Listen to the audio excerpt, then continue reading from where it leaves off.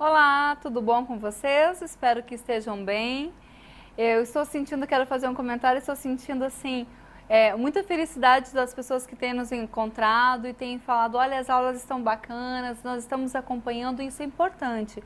Como eu falei para vocês desde o primeiro dia, é importante que vocês acompanhem o raciocínio, acompanhem o passo a passo. Eu faço aqui passo a passo para que vocês possam acompanhar e entender o que eu estou fazendo com os dados que eu estou retirando do problema, certo? E assim como eu faço, você também aí em casa, aí na escola pode fazer, ok? Vamos lá então? Trouxe mais questões para vocês. Na aula passada nós fizemos apenas duas, nessa aula nós vamos fazer um pouquinho mais. Vamos lá então. Questão número 1. Um apostador tem 3 opções para participar de certa modalidade de jogo, que consiste no sorteio aleatório de um número dentre 10. Nós estamos trabalhando aqui com probabilidade, é uma das questões que o Enem traz e procura privilegiar sempre nas suas avaliações. Então, eu tenho um apostador e ele tem 3 opções para participar de uma certa modalidade de jogo. Eu vou sortear aleatoriamente um número dentre 10 números que estão numa urna ou em alguma caixa, certo? A primeira opção do meu apostador aí é comprar 3 números para um único sorteio. É a primeira opção dele. Eu tenho 10 números na urna, ele vai comprar 3 números desses 10. A segunda opção é comprar 2 números para um sorteio e apenas um número para um segundo sorteio, certo? Lembrando que eu continuo com os 10 números na urna. E a terceira opção é comprar um número para cada sorteio, num total de 3 sorteios. Então, eu compro um lá, depois eu compro outro e compro 3, num total de 3 números, um número para cada sorteio, num total de 3 sorteios. Bem, o que ele quer com isso? Se X, Y e Z representam as probabilidades de o apostador ganhar algum prêmio, escolhendo respectivamente a primeira ou a segunda ou a terceira opção, é correto afirmar que... E aí lá eu tenho as minhas alternativas, ó, X menor do que Y menor do que Z, X igual a Y igual a Z, X maior do que Y igual a Z, X igual a Y maior do que Z, X maior do que Y e Y maior do que Z. Então, eu estou observando pelas alternativas que eu preciso conhecer os valores de X, de Y e de Z. Sem conhecer, eu infelizmente não vou poder determiná-los. Se eu não posso determiná-los, eu não posso dizer quem é maior do que quem, certo? Vamos lá fazer? Vamos observar aqui as nossas opções. Nós temos a primeira opção, vai ficar aí com vocês o slide, ó, da primeira opção, que é a opção X, que ele nos falou, diz assim: comprar 3 números para um único sorteio. Então, na primeira opção, que é a opção X, eu tenho 3 números, um sorteio de 10 números. Então, eu tenho 3 em 10, ou seja, 3 em 10 não é 0,3 ou 30%.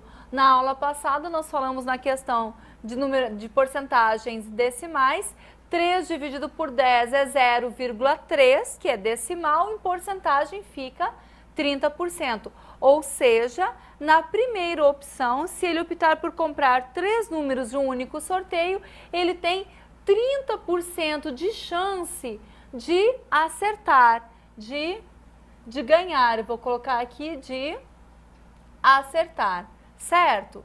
Bom, depois eu tenho a opção Y, que é a segunda opção, que ela diz o seguinte: comprar 2 números para um sorteio e um número para o segundo sorteio. Então, veja só, vou fazer duas... tenho 2 alternativas aqui. Ele vai comprar 2 números para o primeiro sorteio, para um sorteio, e depois no outro sorteio ele compra apenas um número. Então, eu tenho aqui, ó, 1, que é o meu 100%, é o meu total, né? Seria, se eu tenho 10, eu comprei os 10, menos, e agora eu vou analisar aqui. ele vai, num primeiro sorteio, comprar 2 números dos 10 que ele tem. Então, eu vou ficar lá com 8 dos 10. Na segunda vez, ele vai comprar um número para o segundo sorteio, ou seja, um número de 10. Vou ficar lá com 10 números em 9, certo? Vejam que aqui eu tenho uma expressão numérica, onde se 1 representa o 100%, seria se eu tivesse, por exemplo, 10 números, eu comprei os 10, não é? É o todo, é o 100%, assim como lá no juro simples e no juro composto, o 1 representa o 100, representa o todo, menos, se eu peguei 2 números, então eu tenho 8 e 10, não é? Eu retirei 2 números. E se eu escolher um número no segundo sorteio, eu tenho então 9 dos 10. É uma expressão numérica. E como é que eu vou resolver essa expressão numérica? Eu vou resolver primeiro essa parte aqui da multiplicação. Então, eu tenho 1 menos 8 vezes 9, 72, 10 vezes 10, 100. Muito bem. Então, eu tenho aqui 1 menos 72%. Seria 0,72. Isso aqui equivale a dizer que eu tenho 1 menos 0,72. Aqueles que gostam de tirar mínimo múltiplo ali seria 100 menos 72. 1 menos 72 é 0,28.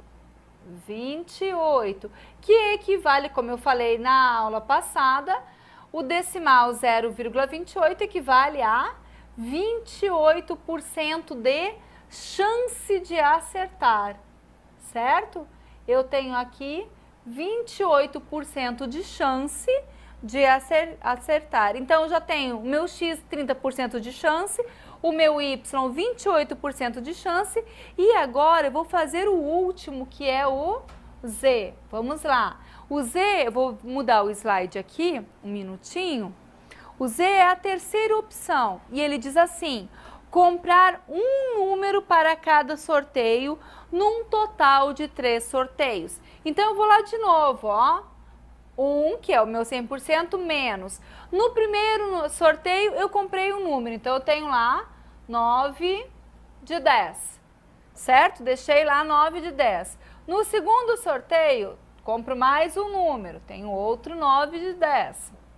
Fica lá 9 décimos. E no terceiro, ou melhor, é melhor dizer 9 em 10 do que falar 9 décimos nesse caso aqui. E no terceiro sorteio, compro mais um número. 9 em 10 estão lá, não é? Qual que é a minha chance de acertar? Vou resolver essa outra expressão aqui. Eu terei 1 menos 9 vezes 9, 81, 81 vezes 9, 729 aqui. 729 dividido 10 vezes 10, 100 vezes 10, 1000. Passando isso daqui para a forma de decimal, eu tenho 1 menos 729 dividido por 100, fica 7, 2, 9, 7, é 1000 e eu coloquei 100. Fica então 729 dividido por 1000, fica 0, para aí que eu engoli um zero aqui, fica 0,729. Aí sim, eu fiz 10 vezes 10 vezes 10, 1000, e agora 729 dividido por 1000 fica 0,729. Bom, 29 mais 1 dá 30, de 30 para 100 dá 70, e fica com 800, para 1000 dá 200, então fica 0, tô a fim de engolir o zero de novo, 0,271. 0,271 equivale em porcentagem a 27,1%, certo? Acompanhe novamente o que nós fizemos. Nós fizemos 1, que é o 100%, menos 729 milésimos. Aí eu passei os 729 milésimos, transformei ele para o decimal. Ele estava na forma de fração, transformei ele para o decimal, que ficou 1 menos 0,729, que é quanto? É 0,271. Este decimal, 0,271, em porcentagem, ele é 27,1%. Então, nós podemos observar que o X equivale a 30% de acerto, o Y equivale a 28% de acerto e o Z está equivalendo a 27,1% de acerto. E aí ele pergunta assim para mim, lá nas minhas alternativas, ó, X é menor do que Y? Não, a alternativa A já foi excluída porque o X é maior do que Y. Na verdade, se nós analisarmos, pessoal, deem uma olhadinha aqui, ó, com um X de 30%, um Y de 28% e um Z de 27,1%, nós podemos afirmar que o X é maior do que o Y e que o Y, por sua vez, é maior do que o Z. Então, eu vou nas minhas alternativas procurar justamente essa daí, ó, que corresponde à letra E, bem lá embaixo, ó. X é maior do que o Y e o Y é maior do que o Z. Certo aí, pessoal?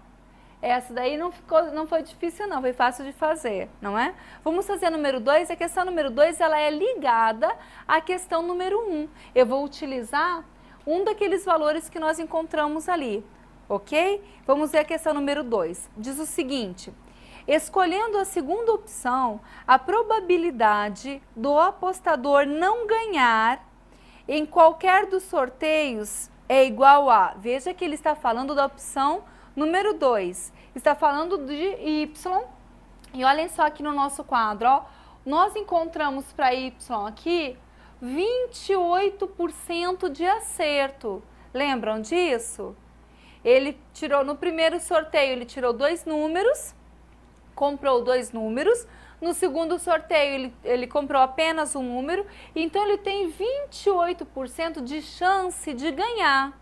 Só que naquela questão número 2, ele está perguntando assim, escolhendo a segunda opção, escolhendo essa, a probabilidade do apostador não ganhar em qualquer dos sorteios é igual a... Então, se ele tem 28% de chance de ganhar, né, pessoal, ele tem 72% de chance de não ganhar. Se vocês observarem as nossas alternativas, nós temos lá 90, 81, 72, 70, 65.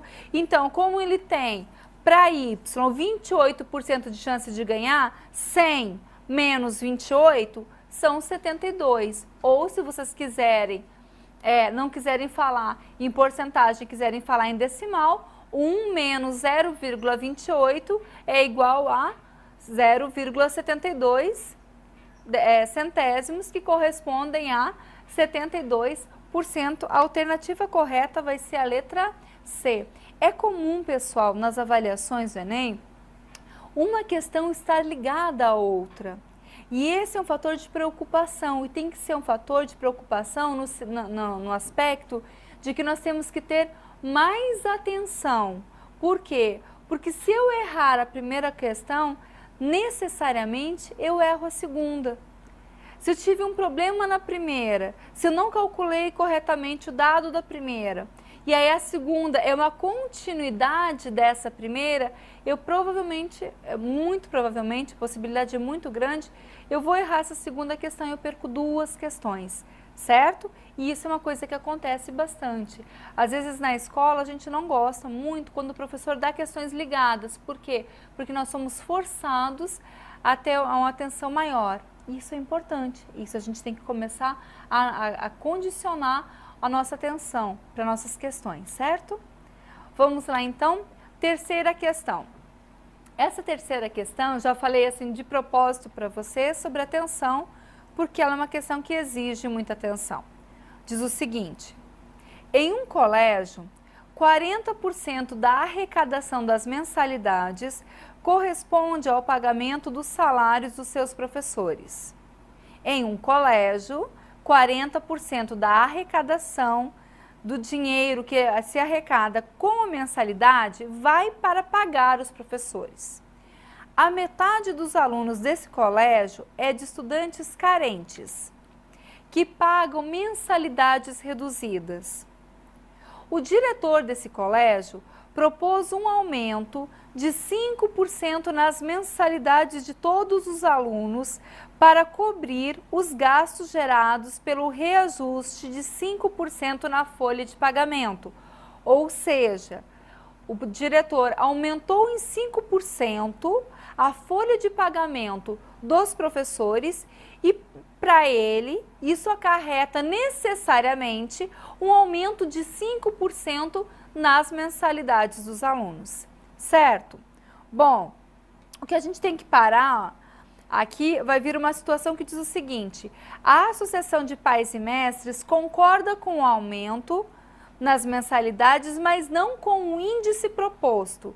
Pode-se afirmar que o que a gente tem que parar e analisar aqui é quanto por cento que isso está representando, certo? E é muito simples de nós analisarmos, porque ele falou o seguinte, que 40% da arrecadação das mensalidades vai para custear a folha de pagamento dos professores, ok? E aí ele propõe um aumento de 5% nas mensalidades, porque a folha dos professores aumentou 5%. Se nós pensarmos 40% vezes 5%, ó, de novo aqui, ó, forma de porcentagem, vamos passar para a forma decimal. 40%, 40 dividido por 100 é quanto? 0,4 vezes 5% na forma de porcentagem, para a forma decimal é 0,05. Aposto que muitos de vocês disseram que era 0,5. 0,5 equivale a 50%, equivale a metade. Então, 40% vezes 0,5, eu tenho 0,02. 0,4 vezes 0,5 é igual a 0,020 ou 0,02. 0,02, 2 centésimos, equivale a 2%, ou seja, 5% sobre os 40% equivalem a 2% de aumento, 2% de aumento nas mensalidades, certo?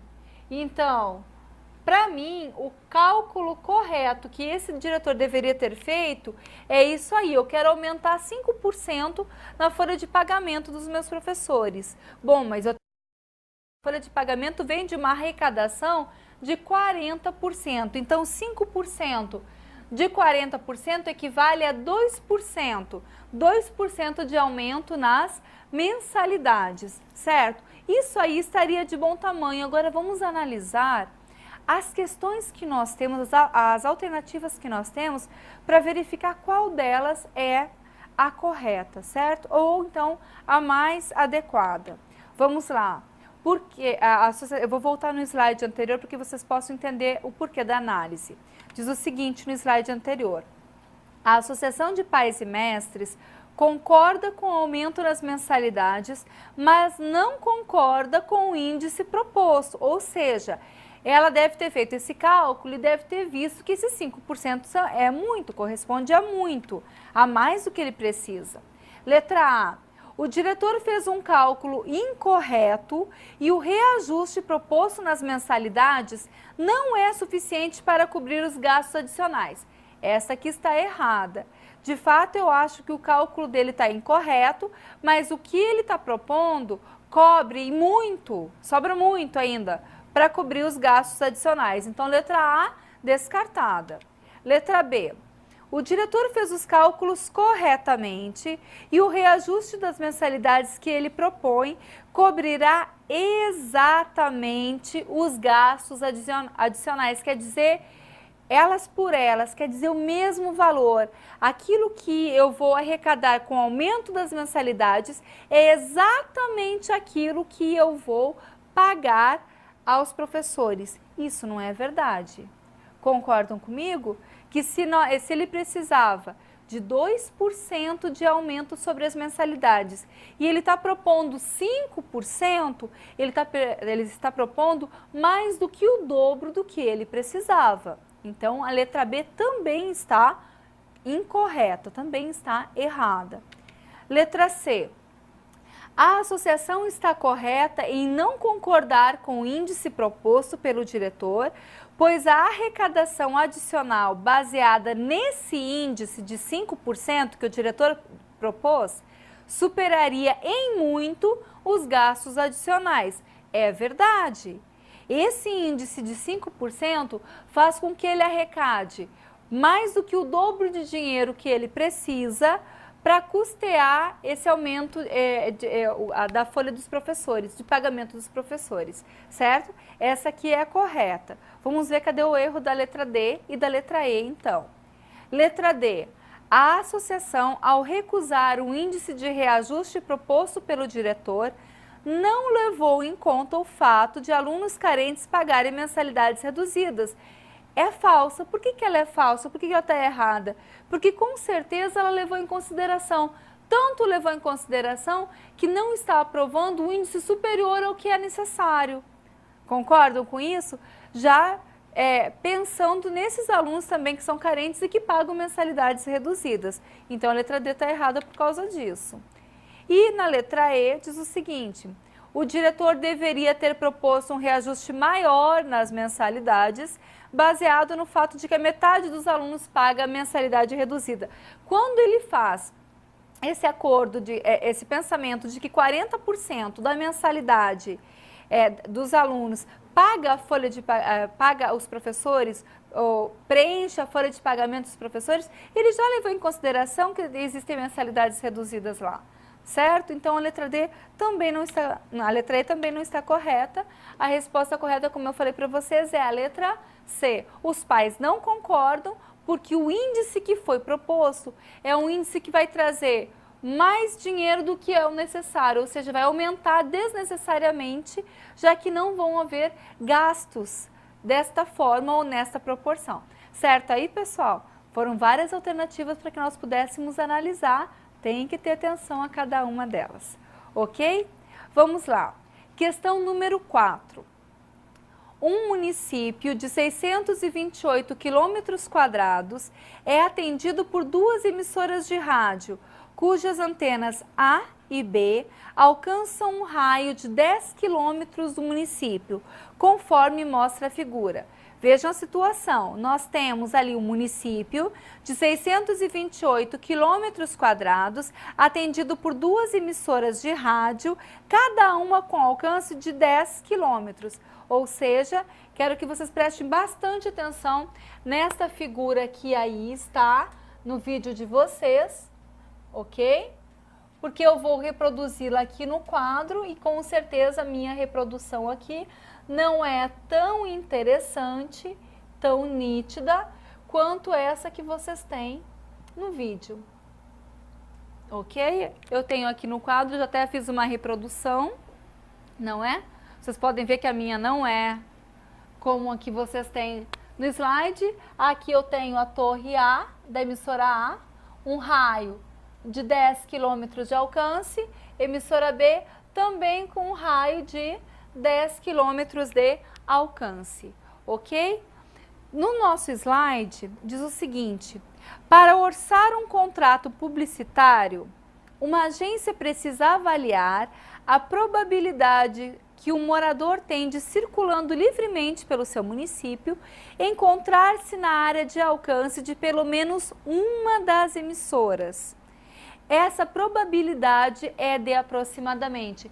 Então vejam só, nós temos aqui, eu fiz aqui para vocês, ó, isso aqui é a divisão. O município, ele é esta parte aqui do trapézio, certo?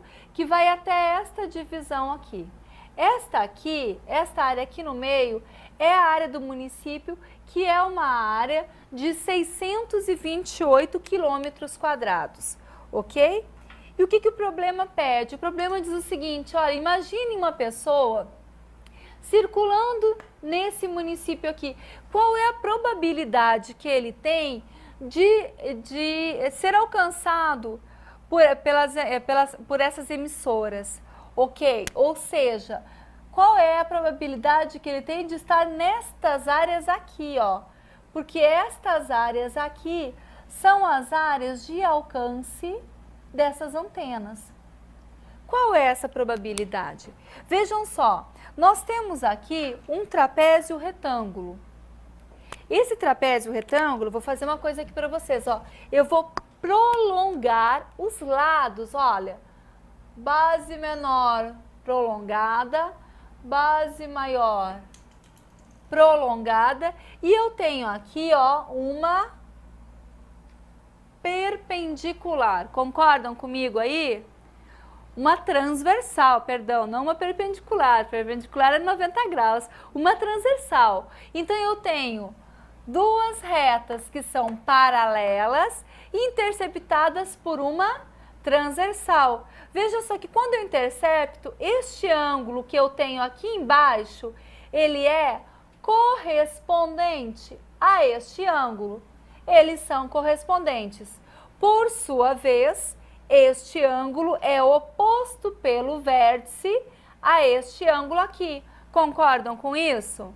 Ó, este ângulo aqui é correspondente ao de cima.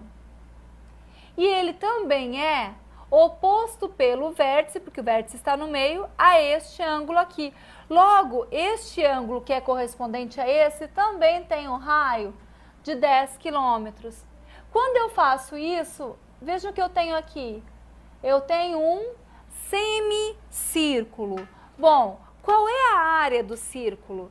A área do círculo é πr². Como eu tenho um semicírculo, eu tenho metade da área, vou dividir por 2. Então, qual é o valor aproximado de π que nós costumamos trocar o valor de π? É 3,14, que multiplica. Quanto que é o raio? É um raio de 10 quilômetros. 10 elevado ao quadrado dividido por 2. Ou seja, 3,14 vezes 10 ao quadrado são 100, dividido por 2. 3,14 vezes 100 são 314, dividido por 2. Então, 31, 30 por 2 são 15, né? Sobram 14, 14 por 2 são 7. Estas antenas, pessoal, elas atendem a 157 quilômetros quadrados juntas. Vejam que 157. O meu município, eu vou voltar rapidamente no slide, o meu município tem uma área de 628 quilômetros quadrados.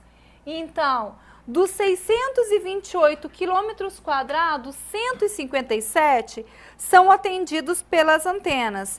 Dividindo, eu vou ficar com 0,25, ó, de novo em decimal, que corresponde a 25%. Então, 157 quilômetros quadrados é o alcance da antena, dividido por 628 quilômetros quadrados dá 0,25. A resposta correta ali é a letra B. 25% é a probabilidade de alguém estar na área de cobertura dessas antenas, certo? Eu fico por aqui, muito obrigada, até a nossa próxima aula.